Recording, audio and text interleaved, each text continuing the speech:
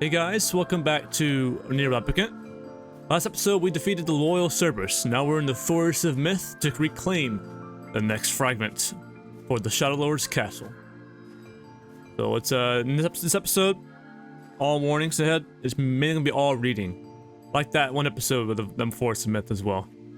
So I guess skip this episode if you're not interested, but I'll have timestamps for everything. So let's get started. I'll try my best to read. How are things?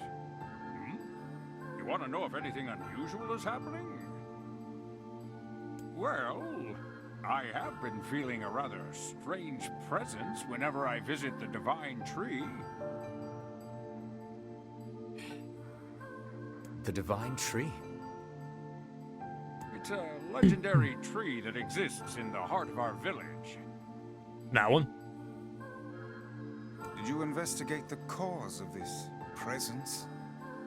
Not really, no. And why not? Well, we're not really supposed to go near the tree, except for prayer. And why is that? I don't know. It's just how things have always been. Weird. Very weird. I guess we'll walk up to it. I don't really know.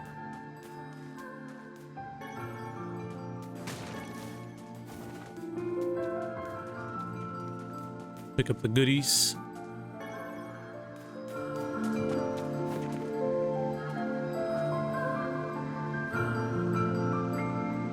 Wow. Alright. We are the grass, the trees, and the woods. That sounded very mechanical.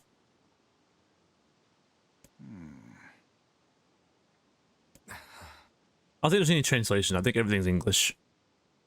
Why do we seem to encounter nothing but odd people lately? You should talk, Vice. It is a floating textbook. As if Grimoire Weiss is capable of spouting such nonsense. Hang on. I don't think it's done.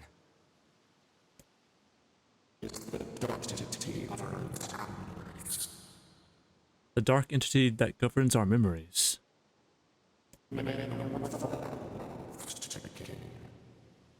the words form themselves to your liking. Does that mean it'll tell us what we want to know? That'd be nice. Here we go. Black, pure darkness, painted over everything. Words scattered here and there across the blackness. Kind words, difficult words, amorous words, all sparkling in the dark like jewels. The words were few now, but the time was shorter. Grabbing the words in desperation, the tree turned to the sky. This is wrong, whispered the tree in the voice of wind through the leaves. This is not how it was supposed to be. The plan has failed. I think it's talking about Project Gestalt. Once, long ago, the tree had remembered everything about the world. This was its task, its function, its purpose. It shivered with something approaching joy as it collected the memories of mankind.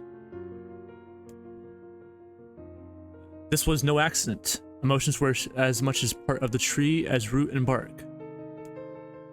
Memories collected like dew on the thick green leaves of the tree. The tree's artificial. Heck. And once they have formed a web that spanned the entire world. Words collapsed into sunlight before passing through the leaves and into the pool of memory. From the pool, the words joined together to form colonies. The colonies united into whirlpools of light, and the light coalesced into stars. Each star was like a child of the tree. Yeah, loved them all. Look at my memory. A child is here, brought low by disease. He is far too young to have suffered so. Then beyond the words, the boy's skin is a shade paler than the bleached sheets upon which he lies. His parents no longer visit him, for they cannot bear to watch him suffer. the doctors have long since surrendered his fate to the gods. The boy, too, has abandoned hope. Strange commotions, awareness, hatred swell within the dark recesses of his young heart.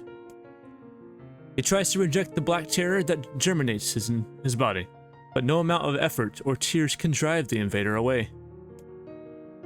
He has long ceased to resent his parents and doctors. Once he did, but now his plan is so great that there is no little room in his heart to think of others. Only one person brings the boy comfort, a healthy young girl with tan skin and deep brown eyes. She is a beacon of brightness and a light in the boy's world. Her very presence is a comfort to him, but he is unable to look upon her face. Whenever they meet, the boy is filled with loathing for his own state. Soon this loathing eats away at what joy he receives from the girl's visits. The girl will stop coming. He knows this. His every waking moment is spent in fear of this day. He thinks that if he could talk to her, if he could tell her of his feelings, this might not be so. This conversation never happens. The girl disappears. The boy dies alone.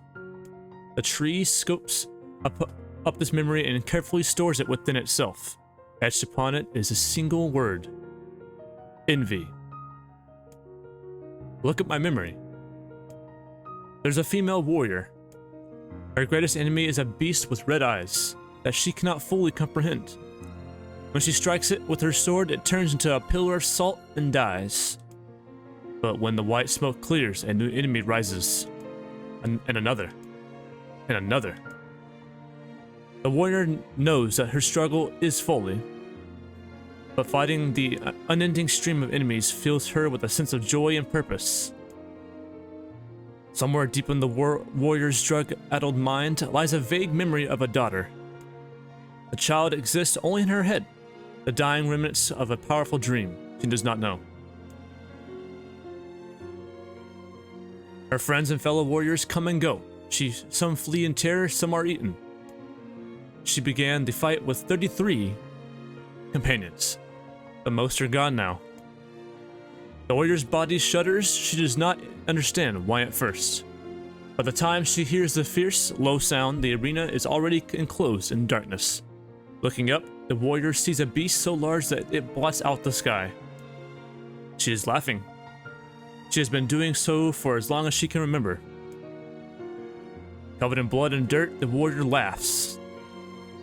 She laughs and laughs until the town that contains her daughter collapses into a pile of dust.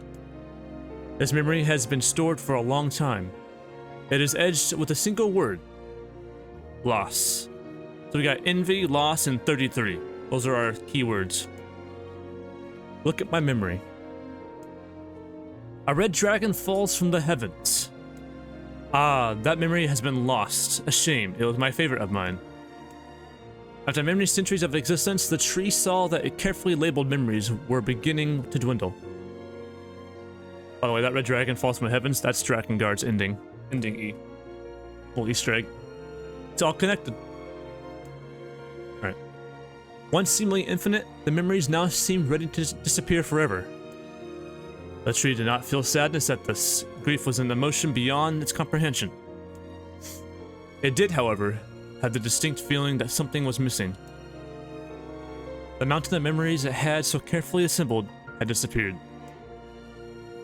The tree is stretched into its branches as far as it could, but new memories refused to flow. The pool of memories was black, empty pit, a hollow place where life had once flourished. The tree had lost its purpose. There was nothing to be done but sift through the few remaining memories littering in the ground under its branches. Under its branches, This is why the tree was pleased when the young man and his companion entered the room. NieR says, well, this place is gloomy as hell. The room NieR has entered was almost completely empty. All he could see were a few crystals scattering haphazardly on the ground.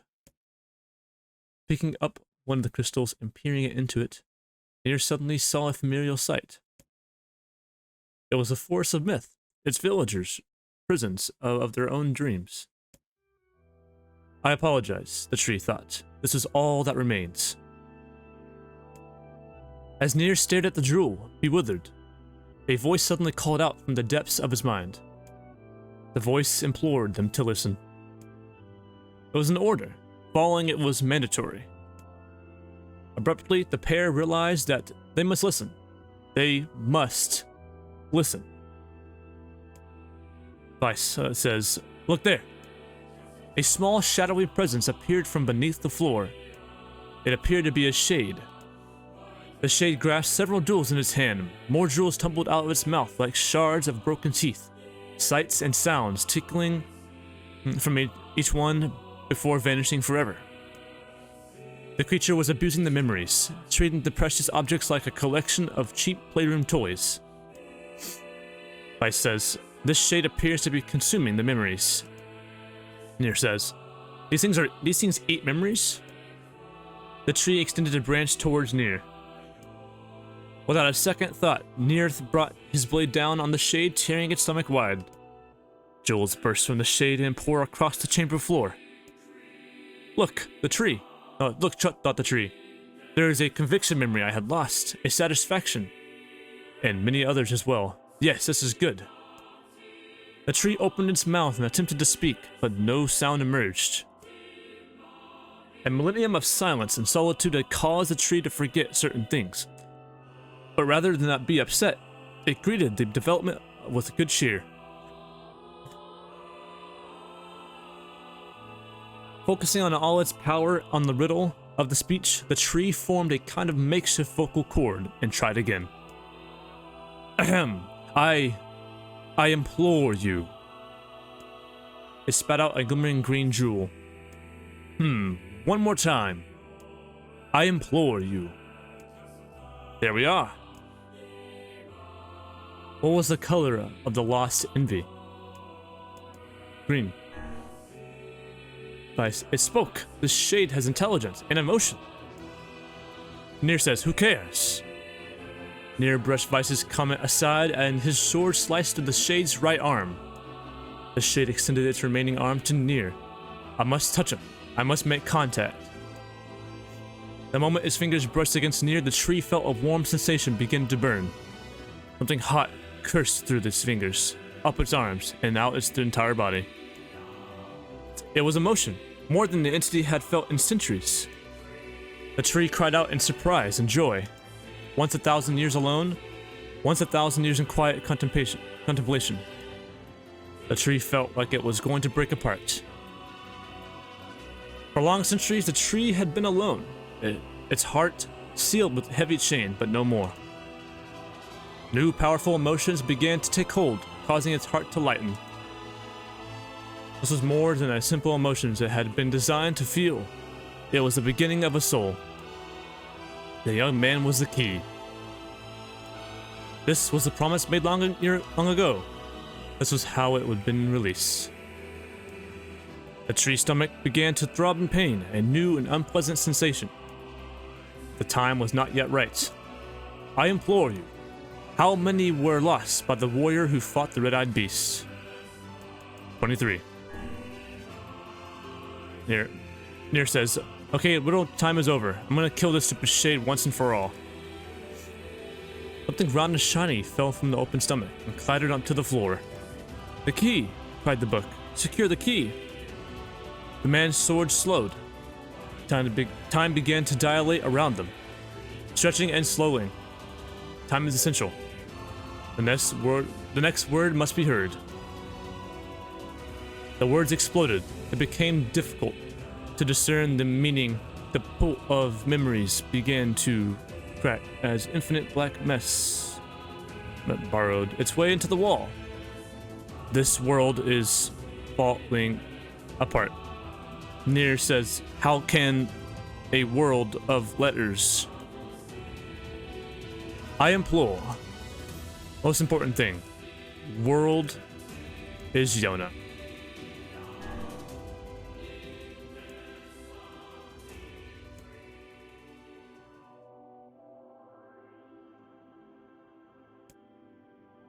Light was complete. The memories disappeared. The tree's identity began to dissolve. As the letters slowly faded, NieR was drawn back to the real world. And the tree was satisfied.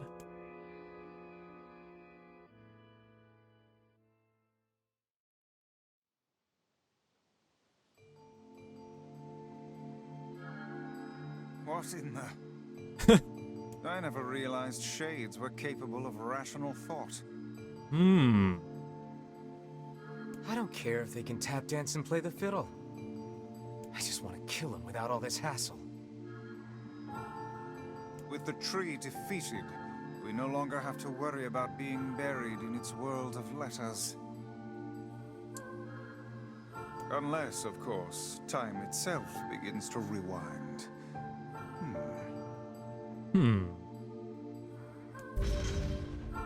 The memory tree fragment. Alright, we got it. That was a memory tree. Phew! That's a lot of reading. But it's possible. Well, what next? Let's go check on the brothers, the younger brother. Let's see if the Junk Heap kid sent us a letter.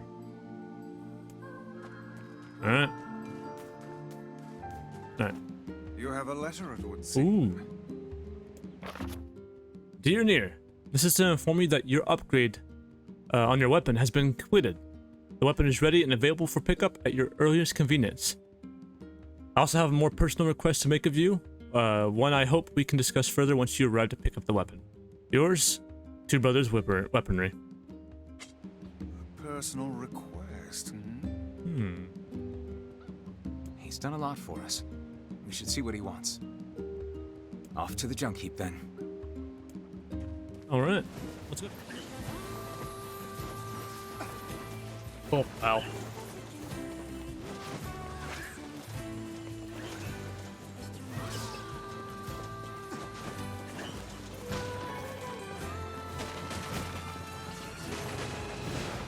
Damn it!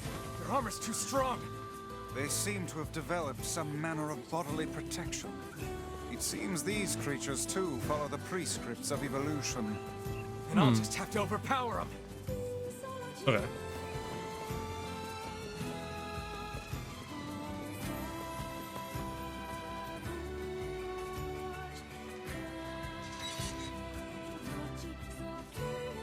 Alright, we're back here. Alright guys, we're back here again. We are here for the Law of Robotics key fragment, but we'll get that next time. So, this episode we went to the Forest of Myth and we completed the memory tree fragment. So, one couple more left to go, and we're off to the races. So, anyway guys, thank you for watching this episode of NieR Replicant. I'll see y'all next time. Next episode.